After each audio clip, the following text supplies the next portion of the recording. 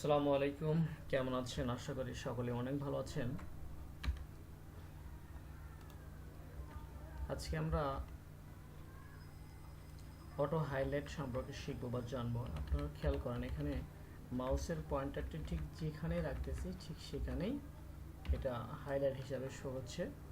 কারণ এখানে আমি কোনো কিছু লিখবো, যে ঘরে লিখে এখানে সেটা কিন্তু শো হবে, এভাবে শো হচ্ছে।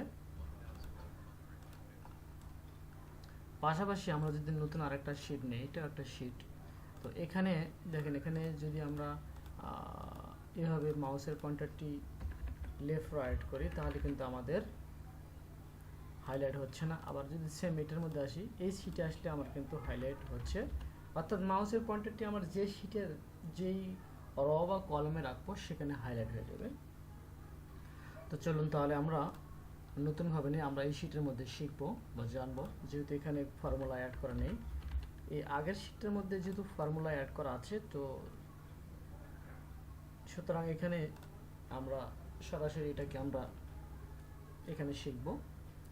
আমরা একটা নতুন শিট নিলাম, শিট নিয়ে প্রথমে মাউসের পয়েন্টারটি এইভাবে নিয়ে সিলেক্ট করে, অর্থাৎ সমস্ত এবং ওই শিটটাকে আমরা সিলেক্ট করে নিলাম এক কথায়।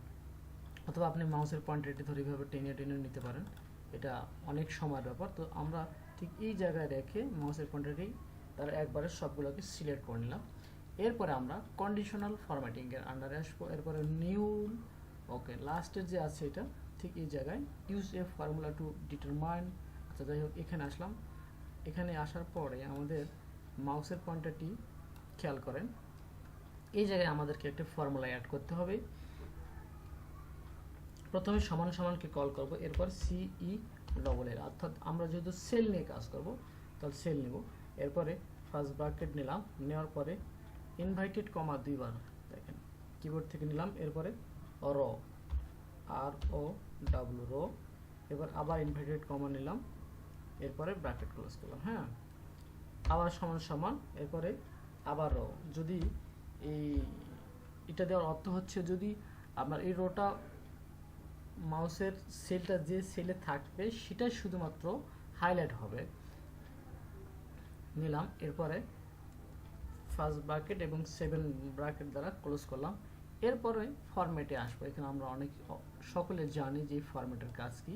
ফরম্যাট সেলের কাজ হচ্ছে আপনি বিভিন্ন যেই আপনি যদি যে কোনো সেলকে র বা কলমকে যদি হাইলাইট করতে চান কিংবা বর্ডার করতে চান, সেক্ষেত্রে আমরা এটি ব্যবহার করব বা ইউজ করি। এটা ফরম্যাটিং সেলের কাজ। তাহলে আমরা যেহেতু হাইলাইট নিয়ে কাজ করব, আমরা ইচ্ছা মতো যে কোনো একটা কালার দেব। আমি নিলাম, আমি এই কালারটাকে চয়েস করলাম। ওকে, এরপরে মাউসের পয়েন্টার দ্বারা ক্লিক করলাম, আবার ক্লিক করলাম।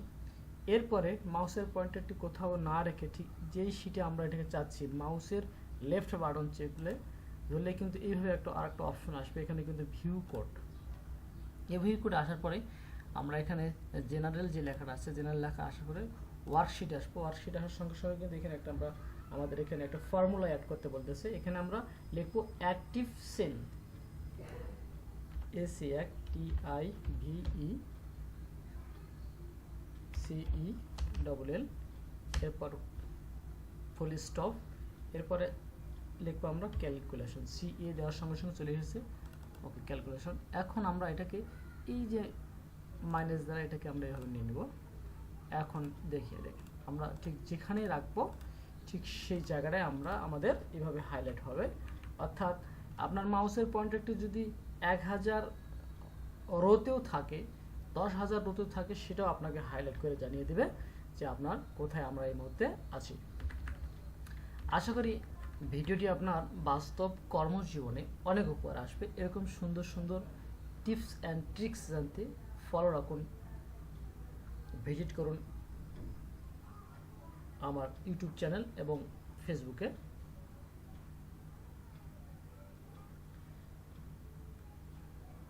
নিজে শিখুন এবং অন্যকে শেখার সুযোগ করে দিন আপনার একটি শেয়ারের মাধ্যমে।